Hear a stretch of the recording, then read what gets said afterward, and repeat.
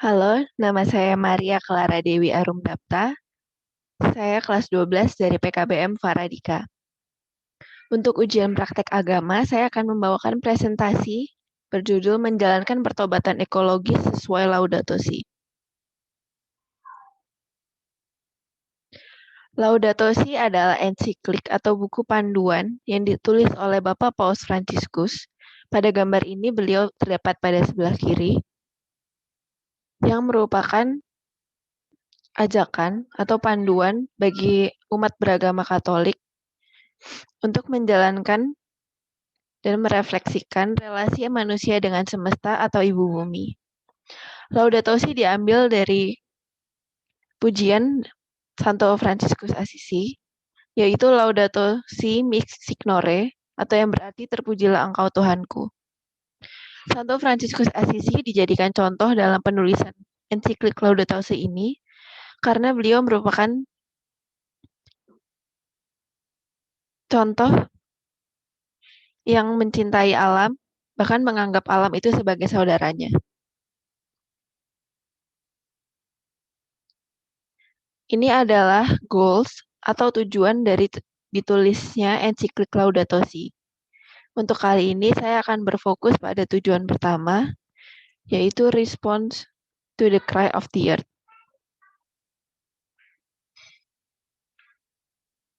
Bapak Fransiskus Assisi mendesak manusia untuk bertanggung jawab secara moral untuk merawat lingkungan seperti yang tertulis pada kitab Kejadian 2 ayat 15.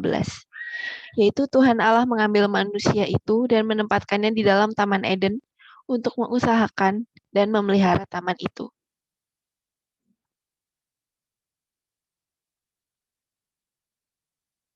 Pada bab pertama Laudato Si, Bapak Paus Fransiskus membahas tentang apa yang terjadi dengan rumah kita atau apa yang terjadi dengan bumi pada saat ini.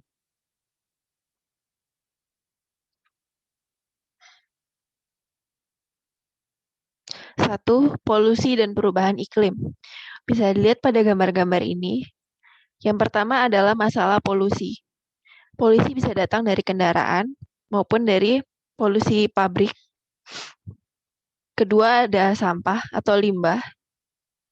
Manusia yang tidak selektif dalam mengkonsumsi sesuatu menghasilkan sampah atau limbah yang sangat berlebihan.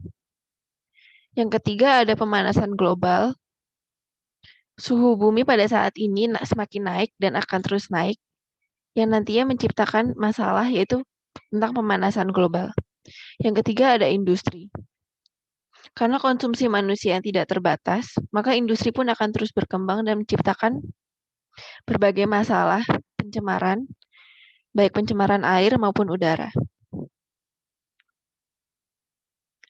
Yang kedua ada masalah air. Seperti kita lihat di gambar, pada satu sisi air saat ini sudah banyak tercemar oleh limbah pabrik. Dan pada sisi yang lain, saat ini kita juga sangat membutuhkan air. Karena dari 70% air di bumi, jumlah air tawar atau air yang dapat dikonsumsi oleh manusia hanya 2,5% saja. Dan itu akan terus berkurang jika kita tidak dapat mengurangi konsumsi kita yang menyebabkan limbah air itu semakin bertambah terus. Yang ketiga, hilangnya keanekaragaman hayati. Pada gambar pertama dapat kita lihat binatang-binatang langka dan beberapa binatang saat ini mulai semakin berkurang. Karena kita sebagai manusia egois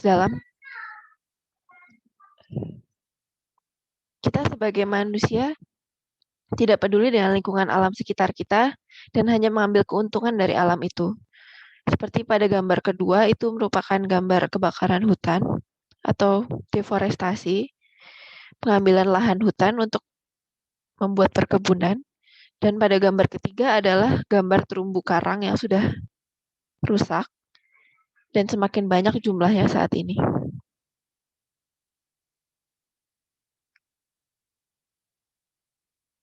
Lalu apa yang bisa kita lakukan atau apa yang disarankan oleh Bapak Paus Fransiskus, beliau menyarankan untuk memulai pertobatan ekologis. Pertobatan ekologis adalah bentuk pertobatan kepada alam sekitar kita. Pertobatan tidak hanya kepada diri sendiri dan kepada Tuhan, tapi juga kepada alam sekitar kita. Karena itu ia menyebutnya pertobatan ekologis. Dan kita dapat memulai pertobatan ekologis ini dengan berbagai cara.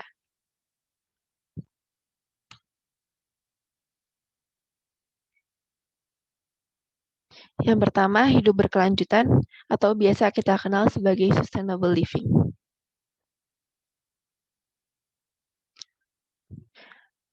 Sustainable living atau sustainable sendiri memiliki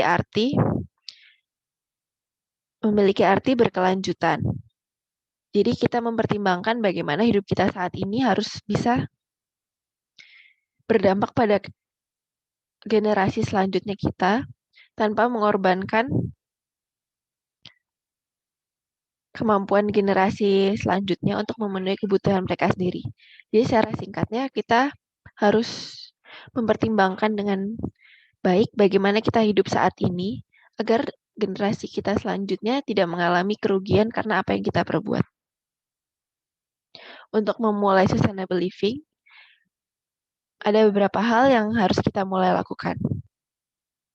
Yang pertama ada mengurangi konsumsi.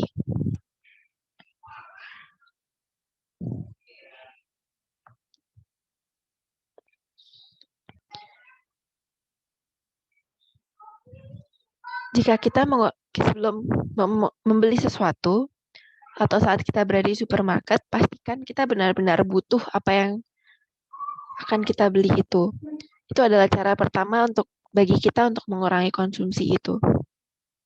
Karena dengan mengurangi konsumsi, kita dapat mengurangi limbah sampah yang berlebihan karena kita tidak memilih sebelum mengkonsumsi itu. Lalu yang kedua adalah mengurangi dan mengolah sampah. Pada poin sebelumnya kita mengurangi konsumsi, maka kita pasti akan mengurangi sampah yang kita hasilkan juga. Perlu diketahui tempat pembuangan sampah akhir atau TPA saat ini sudah hampir penuh dan mungkin tidak akan mencukupi untuk sekitar 4-5 tahun ke depan. Karena dari itu kita harus sebisa mungkin mengurangi dan jika pun kita menghasilkan, kita harus bisa mengolahnya.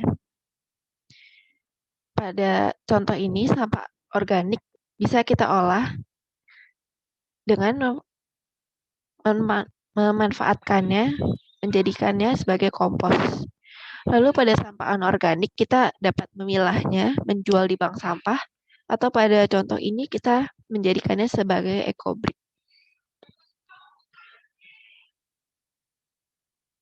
Jadi intinya kita harus mengolah sampah sebisa mungkin sebelum kita membuangnya ke tempat sampah. Lalu yang ketiga, menggunakan produk ramah lingkungan. Pada gambar ini adalah gambar sabun dan pembersih yang merupakan buatan sendiri dan ini menggunakan bahan-bahan yang ramah lingkungan. Jika kita menggunakan bahan-bahan pabrik, biasanya mereka juga menggunakan bahan yang merusak lingkungan dan menghasilkan limbah pabrik yang merusak lingkungan. Jika kita bisa membuat dan menggunakan produk yang ramah lingkungan, kita akan mengurangi sampah atau limbah itu jauh lebih banyak. Di sini contohnya adalah sabun yang saya buat. Ini adalah sabun natural yang terbuat hanya dari minyak dan pewangi alami. Lalu yang kedua itu ada ekoenzim. Ini adalah alat pembersih, bisa untuk membersihkan kloset, kaca, dan kamar mandi. Lalu yang ketiga ini adalah sabun dari minyak jelantah atau minyak bekas yang dapat digunakan untuk mencuci piring.